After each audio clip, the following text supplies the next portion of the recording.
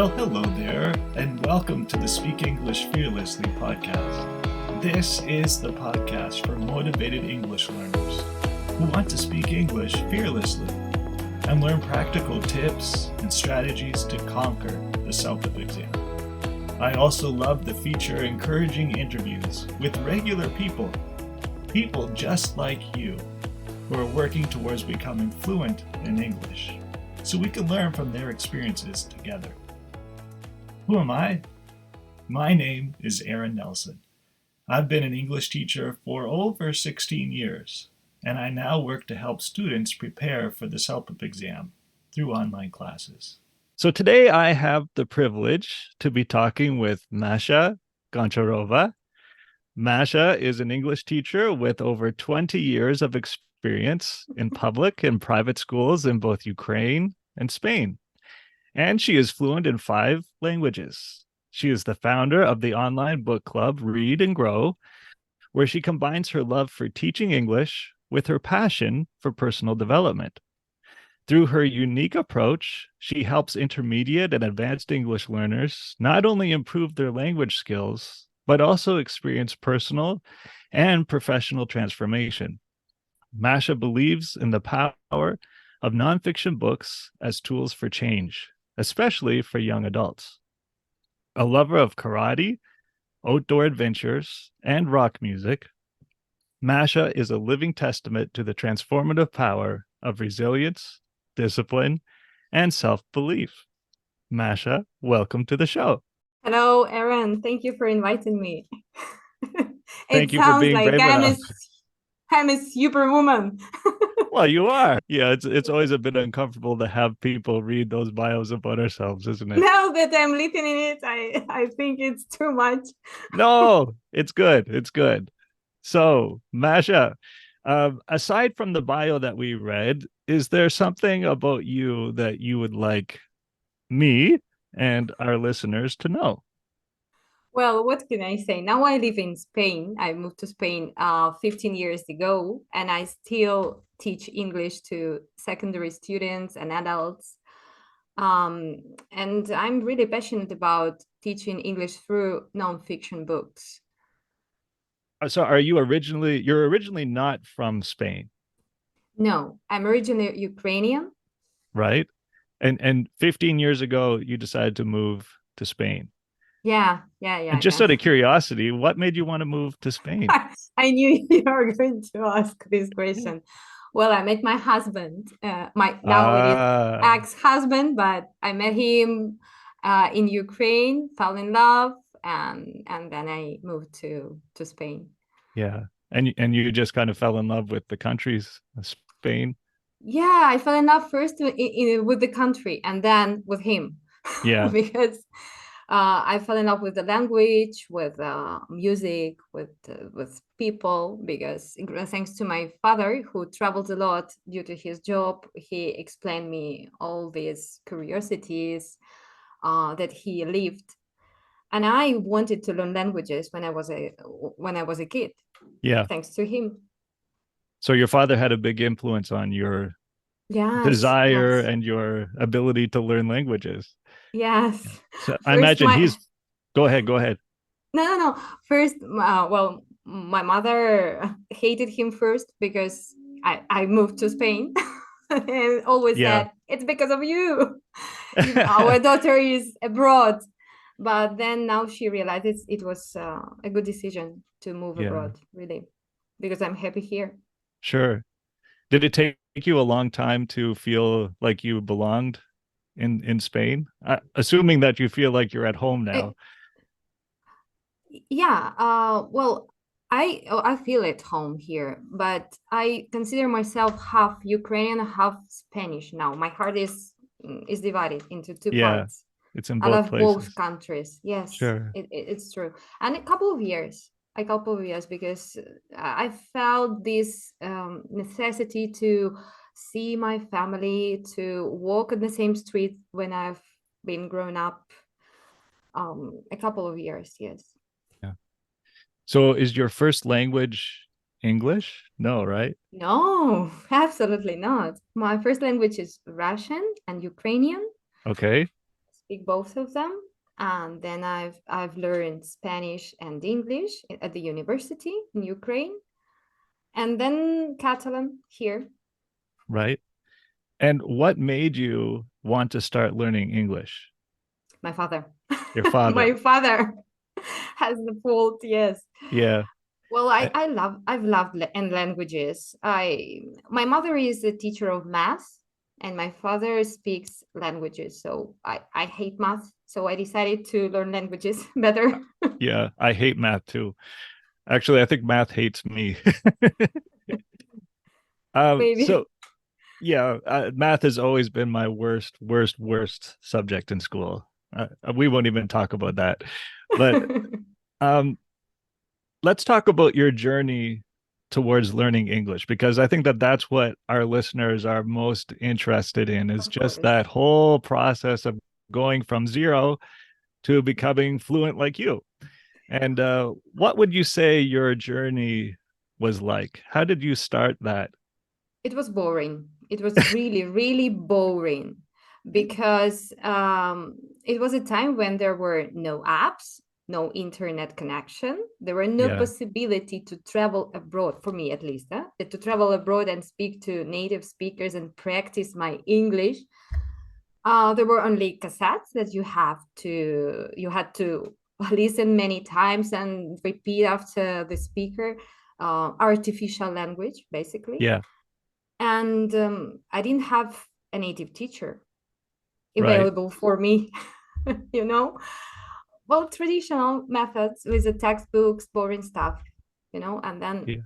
but the only thing I had is this intrinsic motivation to learn this language at any Mm. cost. So you're saying that you spent the majority of your time listening to cassettes, hearing the Exactly. language, repeating it. You didn't have access to a lot of like native speakers to practice with. Not at all. Not at No, all.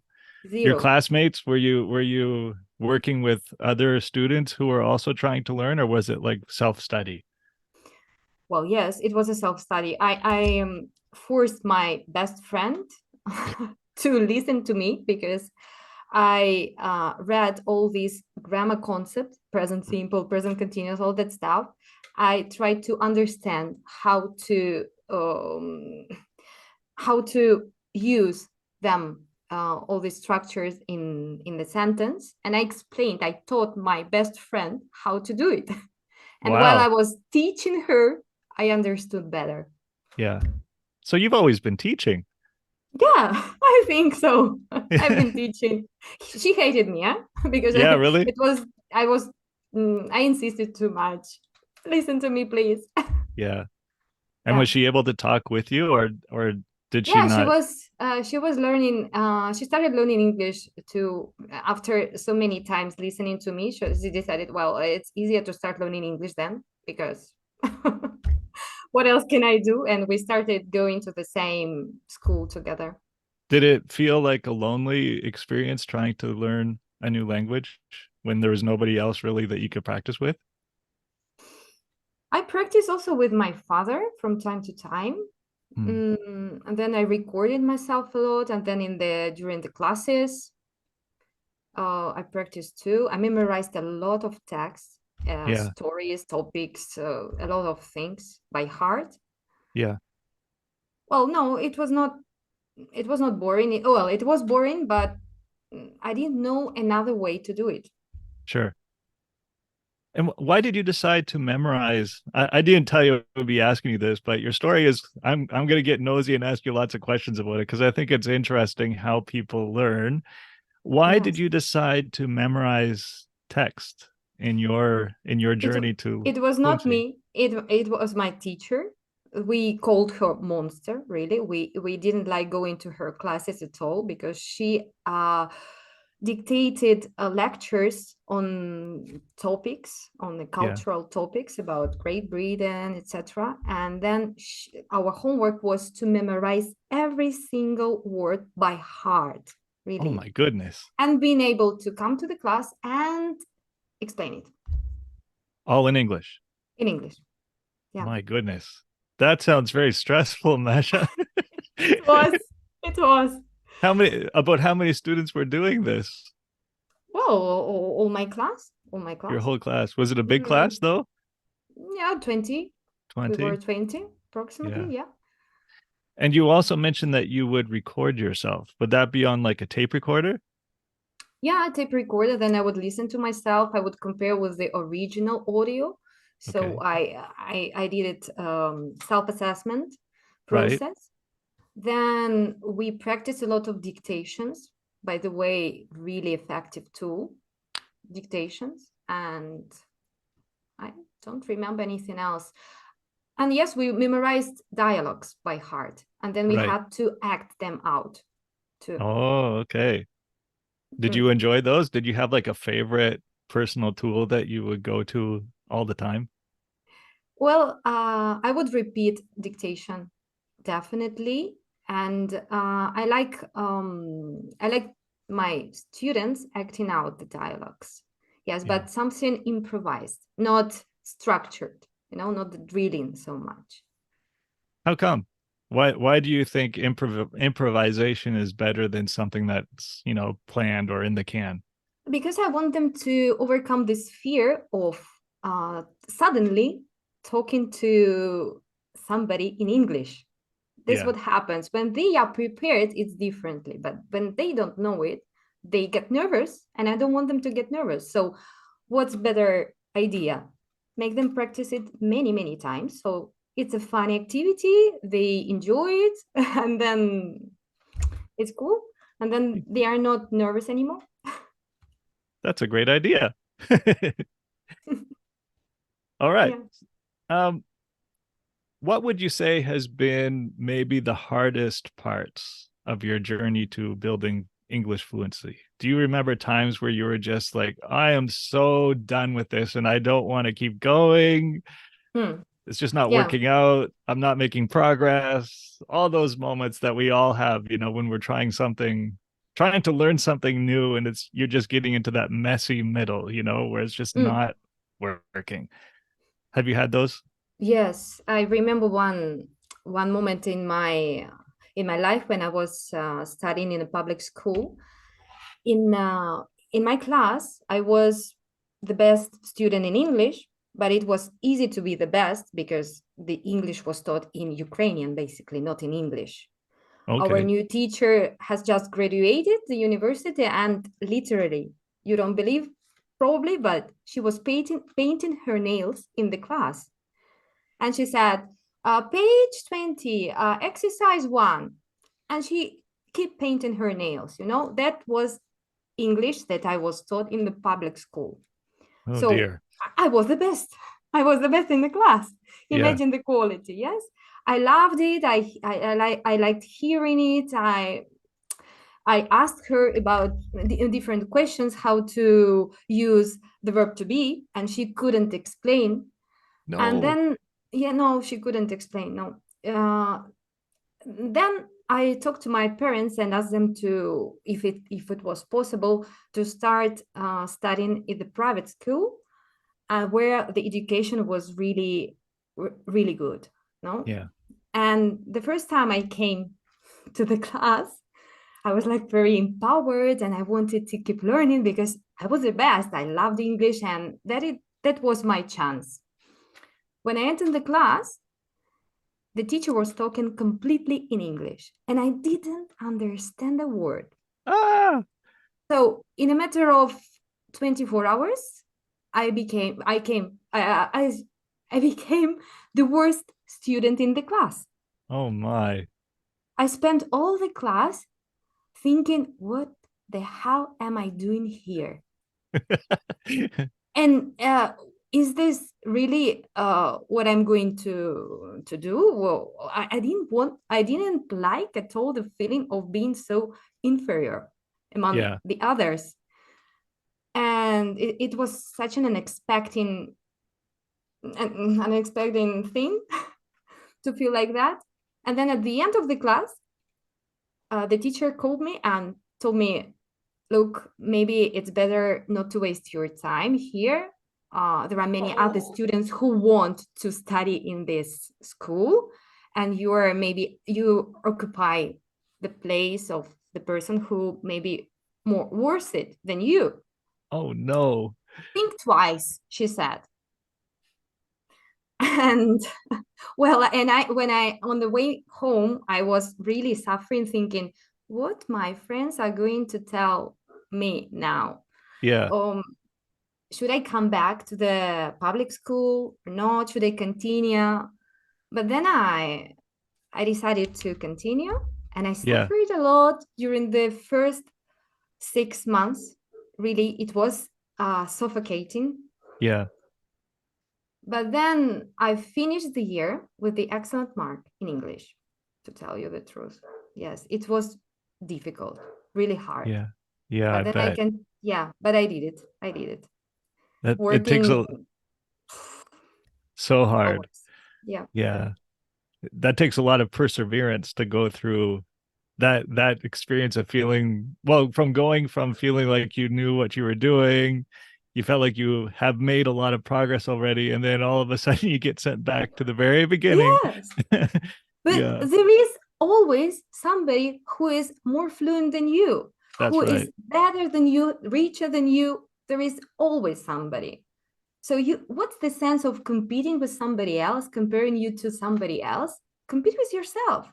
Yeah, Speak better than you did yesterday, right? And I always repeat my students, never ever permit anybody tell you that you cannot do something. Even if it is your mom, your dad, your teacher, nobody, yeah, even yourself, you cannot say this. You that's right. can do it, try it, at least. Yeah. Would you At say that least. that teacher, that those words that she told you at the very beginning, like maybe this isn't the right place for you, was that, did you take that internally as a challenge to prove them wrong? I took it as a challenge. I took it as Yeah, a challenge, yeah, because I really wanted to learn and master English. I wanted to speak it as fluent as she did. yeah. And did you need to get like extra help, or did you just push through on your own? I was crying a lot, many nights, Yeah. many nights. I didn't hang out with my friends at all, at Mm. all. I just studied all the day. After classes, I keep studying at home and repeat and repeat and revision. Yeah, that was going to be my next question. What were you doing to help yourself get through those first few weeks and months as you were practicing, trying to dig in? Do you remember the things that you would I do? think it's a self-talk. Self-talk was important. What I was repeating myself, what I was telling myself was the crucial thing. Mm. I don't actually remember exactly what I was saying.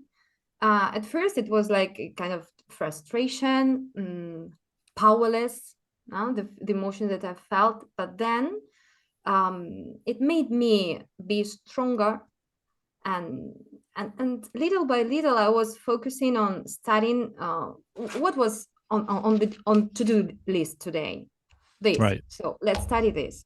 I wasn't focusing at the to the end goal, the ending point. No, just what's important now. That's Yeah. it, how it worked. Was the negative self-talk pretty strong in those first few Well, weeks and months? yeah, when I compared myself to fluent classmates that already they were speaking like they were born native, it Yeah. was it was difficult. So, and but then you have to focus on yourself only. And at what point do you think you were able to feel, okay, I can do this? You know what I mean? Like, at what point did you start to understand your teacher more and that you were able to engage in what's going on in the class? Was there a When I time where it started, felt like it just the clouds parted and you could see a brighter future? yeah, it was when well, we did a lot of tests, a lot of exams. It's the methodology in Ukraine is completely different than in Spain. And Mm, all the tests at the beginning, I failed all of them. And then when I saw that I at least got satisfactory mark in at least one exam, I thought, oh my gosh, there is a progress. There is a progress. Yeah. And I was not focused on, well, understanding the teacher. I understood her little by little because she was speaking always English. So Yeah. there is the same happened to me when I was learning Catalan.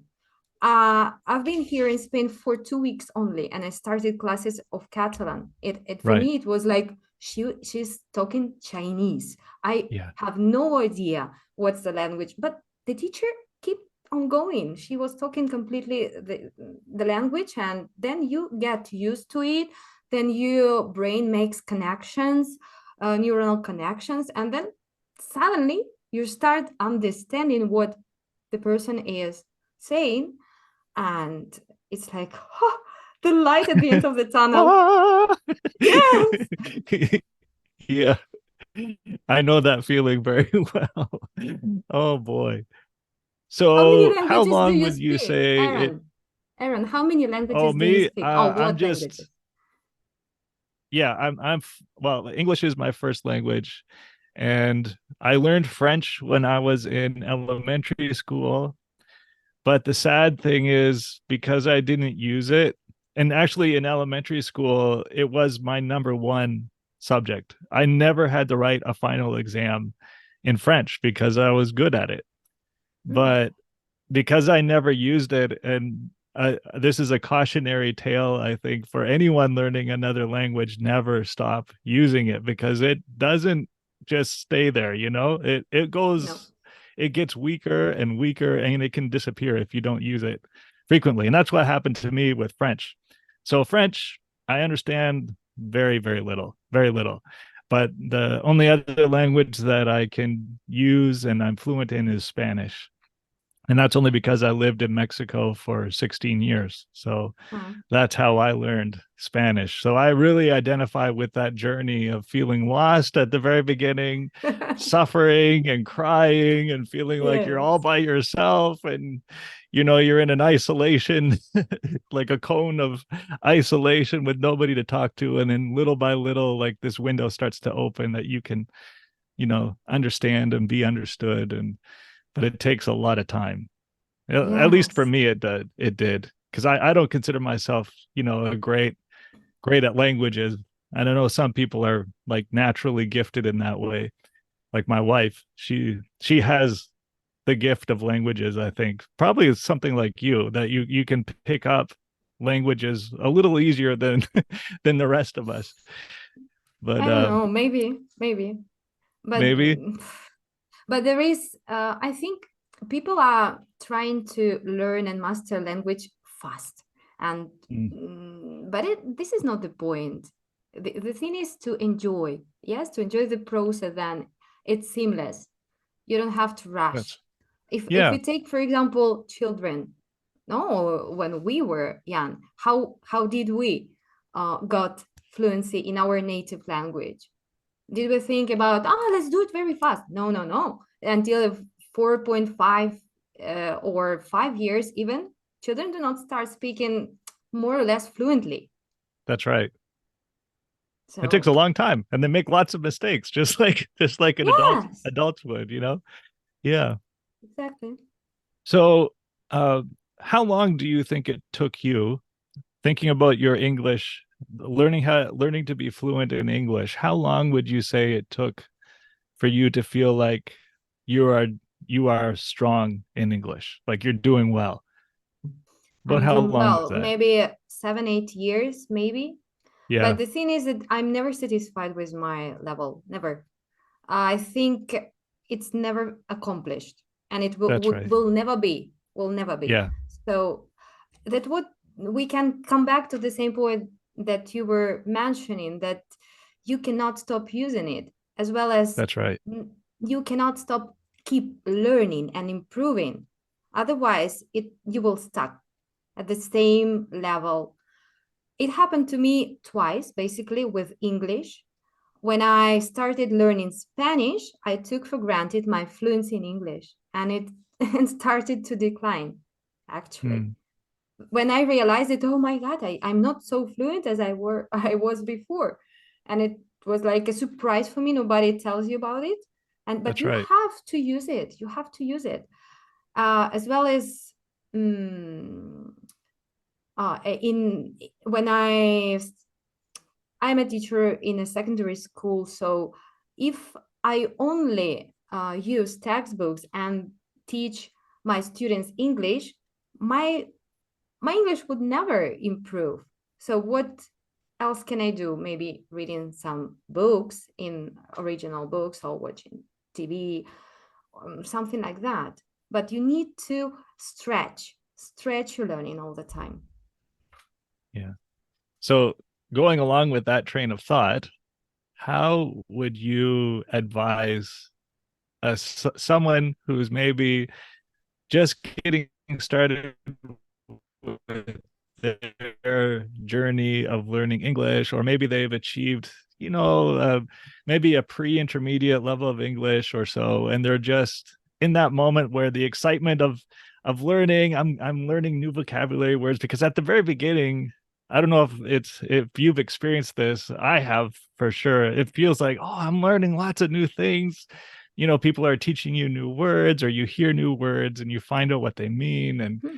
and it's like there's this little honeymoon period, where you feel like everything is rainbows and unicorns and everything is going really well, and then you hit that moment where it feels like somebody just slammed a giant door over your progress, and it feels like you can't make yourself grow, or you can't grow your language skills. And if there's someone listening today who is struggling with that, do you have any Yeah, it's suggestions that could help it's them? very simple. When you are at the beginning, of course, you need somebody like a teacher or maybe language coach who guides you, yes, towards the intermediate level. You use textbooks, you listen to audios, and do a lot of things that your teacher thinks are relevant for you and will bring you faster to the intermediate level. But when you come up to this level, the role of the teacher is not so important at this level. You need to try new things, something that is interesting for you, because maybe what teacher decides you to do is not interesting, is not relevant for you. So you will lose your motivation very, very fast. You Yeah. have to know, what are you interested in? Imagine, let's say you are a yoga coach, a trainer, yes, online. So maybe it's relevant to start watching videos of the same yoga trainers, but in English, or read some books about your topic in English. So you will be involved in the process. You will not notice that you are learning. Yeah. And if you need some advice, of course, you can ask, you can work from time to time with the teacher. It's okay. But now you decide what you want to learn. No? So Don't yeah, you I agree? absolutely I absolutely agree with you. I mean, I love that idea of digging into something that you already love, that you're passionate about, doing it in English. And as you do it, like what you said, you won't even realize that you're, doing the work of learning English, because hopefully you've picked something that you already love. And that motivation, or that love for whatever that thing might be. You mentioned, being a yoga teacher or whatever. If you are already passionate about that topic, then of course you'll be way more interested in doing it in English. And I think that that's Yes. a really great idea. You mentioned reading, and I'm really interested in digging into your love for Hmm. using reading and books to help students, to help how it helped you grow with your English skills. So, because that's like one of the common questions that come up a lot is, how do I use reading to help my English skills grow, or what are some ideas to help me to read better? Whatever you want to talk about with your with your journey of using books and reading in your journey of learning English, I'd love to hear about it. Okay. When I was a teen, I hated reading. I my father tried to bribe me to read a book, and he couldn't. Even Really? offering eating out or buying me some new clothes, I didn't read any books when I was a teen. But then, when you have to graduate at the university, they made you read a lot of books. Most of them are useless, because you don't learn a lot of things. You just read them to pass exams, and then I forgot everything I read. I have never found interest in fiction literature because I thought it was boring and I felt like I'm wasting my time reading. I could do something more active, like practicing sports or doing something else. Well, how many men, how many minds? No, it depends on the person. Yeah. But then something happened. The thing happened that I after 11 years of marriage, I went through divorce and I had a little child to take care of. And I found myself completely alone in a foreign country with no family to rely on. And I understood that the only responsibility was on me. Yeah. And it was a difficult period in my life. And I thought that this life plan that I was following and my parents taught me the best they could was not working Hmm. for me, was not working. So I started reading books. I started reading books and nonfiction. Yeah. And I had a lot of questions and I tried to find answers in that kind of books. And it was like a new world really opened in front of me. And then I started reading basically Spanish authors at the beginning. And then I switched to English. And I thought, wow, it's really cool because it helps me not only learn something useful, valuable, for myself to know who I am, Yeah. and it helps me expand my fluency, enrich my vocabulary, and make me even better teacher in English if you want. Sure. So this, All the while what you're reading, you were like grabbing a hold of that interest piece that you were talking about a little bit ago. You were reading books to help you solve challenges or problems that you were experiencing in your life. So there was definitely a big interest in the books that you were choosing, right? You weren't just randomly picking, you were on no, purpose going after certain exactly, books. Yeah. exactly. Sorry, I didn't mean to cut you off there, but that's really important to bring out that you weren't just randomly picking books. You were on purpose choosing ones that you wanted I to wasn't exactly, learn. exactly, but I didn't expect it. I didn't want to improve my English at this moment. It was not a priority. Hmm. But I realized that it helps a lot.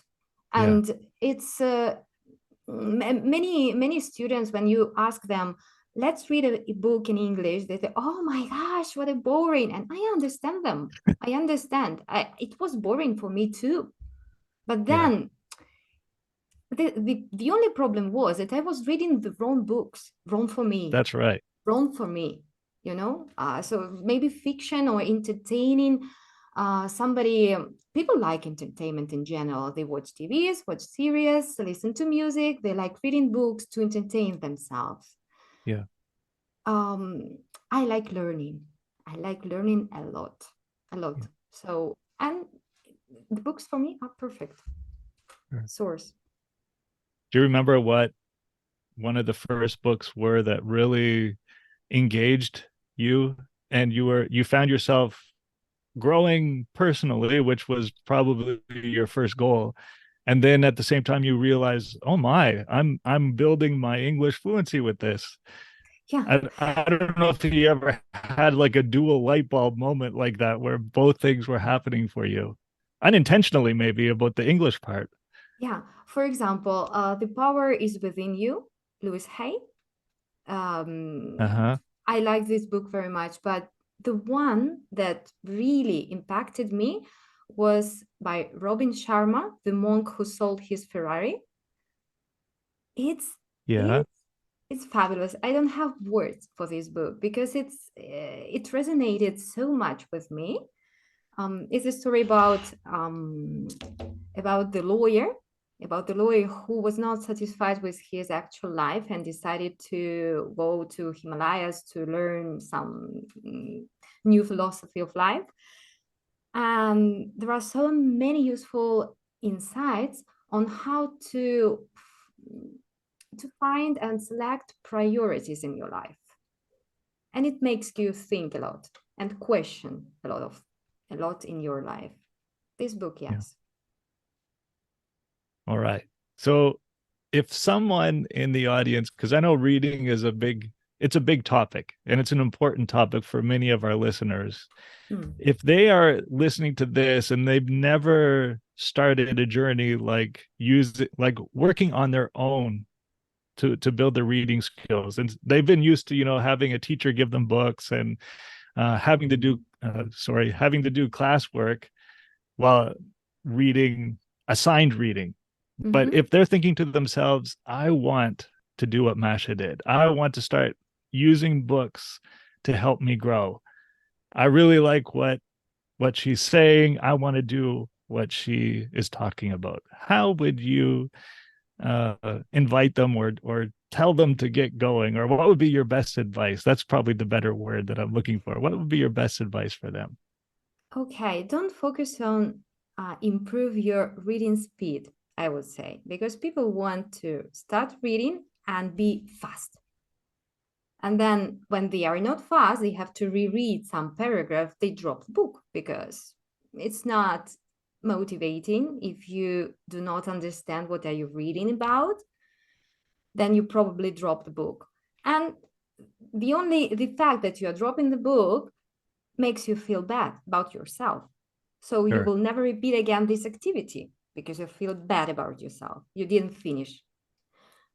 So the first step maybe is decide what is bothering you right now, what you want to know more about right now.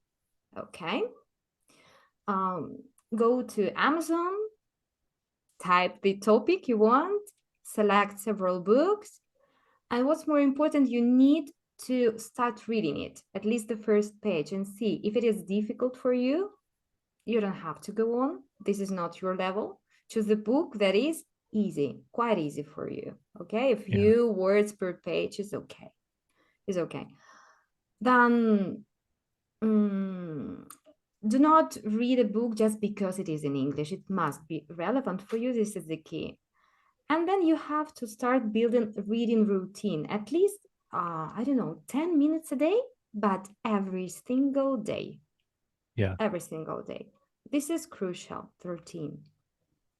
So could we just circle back for a minute? I think you've made three really important points. And if we're running low on time a little bit, I want to respect your time, but you mentioned the first point being to make sure that it's not too difficult for you. Exactly. Do you have any advice or what worked for you to do like a preliminary or a first fast check on the page to see, okay, is this going to work for me, or is it going to be too hard, or will it be too easy? Is there something that people should keep in mind? Okay, when you read the first page and you see new words, but these words do not interrupt the comprehension, you can still keep reading and you can still grasp the general message of the book. This is fine. Keep reading. If it doesn't make you feel overwhelmed. Yeah. Okay, this is the idea. You have to enjoy what you do. And Sure. This is one point. No, something else? Yeah, no, that's what I wanted to pull out is so there's too many new words for you and it's destroying or interrupting what the page is talking about and you're feeling lost, you shouldn't go for that book. No, It's too definitely hard. not. Too hard. Can it ever be the opposite where this book is too easy? If your goal is to try to build your English as well, can there be a too easy book? Okay, but when the topic is too interesting for you, pick it up. Awesome. I like that answer. Grab it anyway. If it's interesting to you, just grab it. Just grab it. Yes. All right. Then you mentioned something really interesting. You said, don't just pick a book because it's in English, just because it's in English. It No, has to be interesting for you. Could you speak about that a little bit more? Because I yeah, because totally agree with you. because sometimes people want to, I don't know, show up a little bit and tell their friends and family, wow, look, I'm reading an English book. And maybe it's very difficult for you and you will never finish it. So do it for yourself, not for somebody else. Mm, Okay. That's the point, I think. yeah. And make sure that you are actually interested in what the book is talking about, right? Exactly, That exactly. you don't find it boring. That you That's it. actually want to see what's going on in the book, right? Yes. Yeah. All right. And So go ahead, go ahead. no, no, no, no. And then the last point is the routine. I mean, the routine, just shadow tiny reading moments for you, and do not buy your own excuses when you say, I'm run out of time, I have to pick up my kids or whatever. No, no, no. 10 minutes a day, you must follow it. And then you will get to use it and create this necessity to read every day. All right. Those are wonderful tips. And I know that you use reading in how you help your students. And I was wondering if you could tell us a little bit about how you use reading as you teach or in your classes or in the programs that you offer. How is reading used? Well, actually, it's like talking to the author. Okay. You pick up a book and it's like having a private dialogue with the author, where you can ask the questions, you can write your questions for your thoughts, your opinion about different points of the book.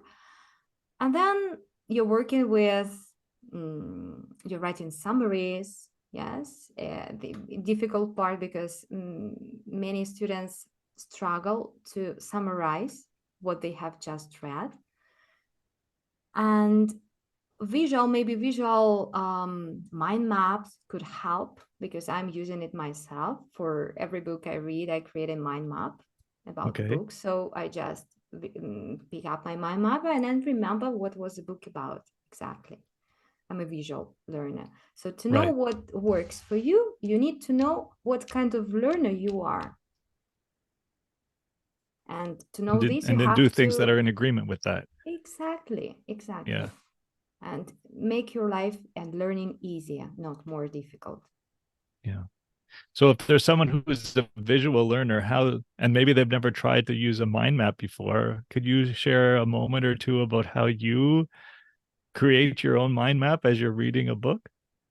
Well, I'm reading the first chapter and then I pick up the key points that interest me. And I highlight only one action that I'm going to apply right away. Only one action per chapter. Okay. Okay. And I find it super useful because can be many useful insights in the book and you can be lost. Yeah. So it's better to pick up only one. And then I create, I don't know, a simple mind map, nothing special. Sometimes the quote empowers me and makes me think about it. So I write it down. Then I journal a lot. Every single day I journal a lot. Yeah. So for someone who has no clue what a mind map is, like are you on your notepad or in your journal, do you like write say there's a quote that like what you were saying that you really like.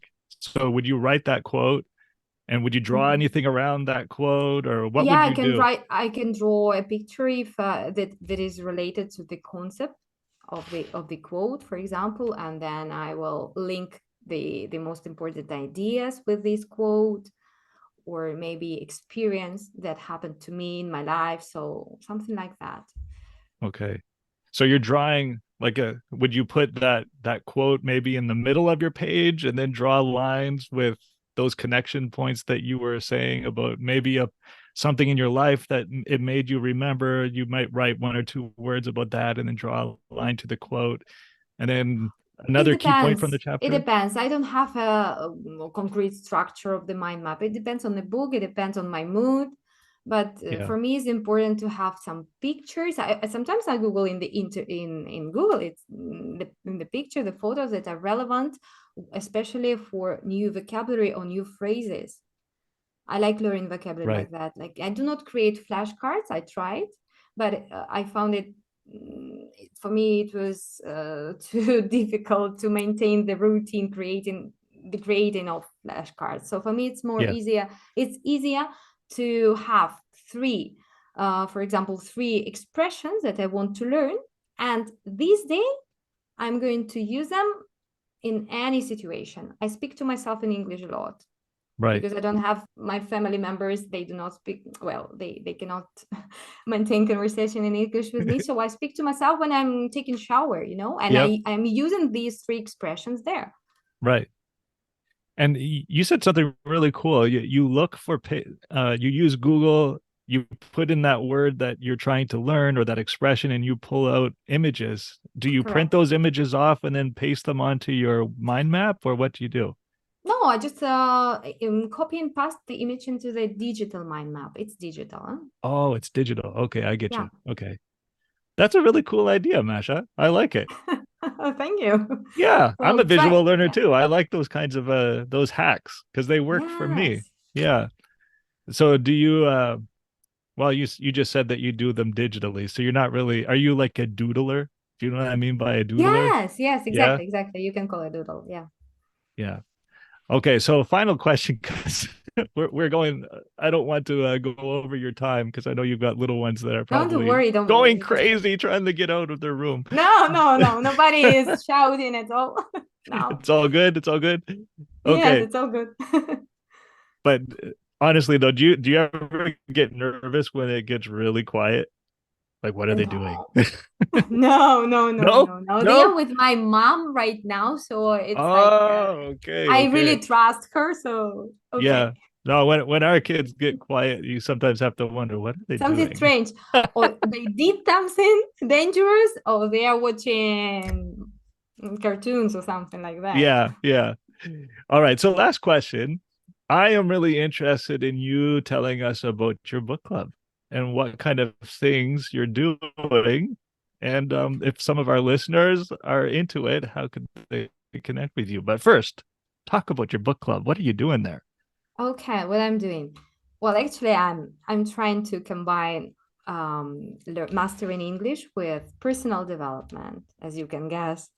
Yeah. And yeah, we pick up a book a month, okay, and we are engaged in conversation via private Telegram group with the learners. We are talking about the book, about our reading habits, our comprehension, whatever is relevant for them 24/7, let's Yep. say. And then we meet twice a month online and talk about the book, and we have engaging discussions. So it's quite effective way if you like reading and you are in love with English. So it's a good place. Does somebody have to have a certain level of English in order to be able to enjoy working in this way with you? Intermediate level is a requirement. Well, Yeah. if you can understand our conversation, you're welcome. Yep. And are the books really big books or are they medium size? Like, how big are we talking No, about? no, no, no. They are not big books because it depending on the students I have, because there can be very really small books. If you can see, you see, this is very small book and it is nonfiction. Okay, Yeah, these are quotes. You can, I mean, it's an excuse. It's an excuse if you don't want to read, you will not read. But that's right. there are all types of books that you can pick up and enjoy and be able to read. Yeah. And do you assign the book that everybody is working with at the same time, or how does it work? I recommend, well, we decided the topic of interest. Then we do brainstorming of different books and then vote the best. And everybody is reading the same book at the same The time? same book, the same book at the Right. same time. But everybody is reading what they want to read. I do not Right. force them to finish the whole book in 1 month, even if it is possible. I don't want people to be overwhelmed and stressed with this. No, it's a pleasure and it's learning. So they read what they want and they discuss what they want. Right. So it's very much focused on the content of the book and what it's teaching or how it's landing with the person who is reading Exactly. it. That's it. And um are you doing like typical English class things where you give them a list of vocabulary and drawing out the grammar stuff? No, no, no, no, no. I did it 10 years ago. That's all in the past. That's all in the past. It was the whole teaching methodology that I learned in the university. So then now, no, no, no, no. I don't do it anymore. No way. They So if it, decide what vocabulary they want to know. all right. That's the point. And if they're feeling stuck with a vocabulary word, do they like say, "Hey, Masha, what does this mean?" And then you help them in that way, or how That's do you do it? yeah, because we have got the Telegram group, so there we can talk about the language itself. So about vocabulary, they give there is a day, for example, a quote day or word of the week. Okay, so they share what they have found out in the book, and then they apply what is more important. What they Mm, have picked up, they apply in the context by I don't know, sending me an audio message right. with the new vocabulary or writing, I don't know, a reflection about it. So part of their homework is to actually do the things that they're learning about. That's it. Yeah. Yeah, Yeah. that's pretty cool. That's pretty cool. And do you have any like really uh what's the word I'm looking for? Any examples or testimonies that you've had from some of your students who have gone through it and have had like really cool results happen in their life because of what they're doing with you? Well, yes, I have, but it's the book has started a few months ago, so I don't have a lot of students. That's why this place is very cozy, Yeah, cozy. I call it cozy dojo. Okay, where you can learn language and you can take profit of this personalized feedback with me and with other learners. So I have some testimonials, but not so many. Basically, people think that I help them not to focus on the improving the reading speed, but to improve some other parts like comprehension or right. um, learning some valuable insights for life or professional skills.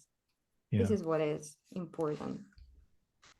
So is there anything else that you want if someone's like really interested in this idea of reading a book, talking about it, applying it in their life, seeing what happens, like an experiment, talking with you about it over Telegram. Is there anything else that you think that they should know about how this program works? Well, if they really want to know something else, I invite them to drop me a direct message and I will answer as soon as possible. And I really appreciate your time and invitation to your podcast. And I don't know, happy reading. Yeah. How, if someone wants to drop you a direct message, what are the best ways that they can find you? Where can they In find you online? Instagram, English to Freedom, Yep. or on YouTube, they can also find me, the same name of the channel. Okay. So English to freedom. To Freedom, English to Freedom, exactly. Okay. So English, the same way that you would say it, English. Is it the number two or spelling out Number two, Freedom. to freedom? Okay. And by the way, I'm going to put all the links for this in our show notes today. So if you are driving or walking or unable to write something down right now, you can totally check out the show notes and you'll be able to find Masha there. But Masha, thank you so much for visiting with us today. I was really nervous at the very beginning because this is like the second or third interview I think that I've done with people, and I always get nervous about doing those. But I felt like we were having a great time, and I The same enjoyed to you, Aaron. learning Thank you from very you. much. Yeah, Thank thanks you, for Aaron. joining us. Bye bye. Bye bye.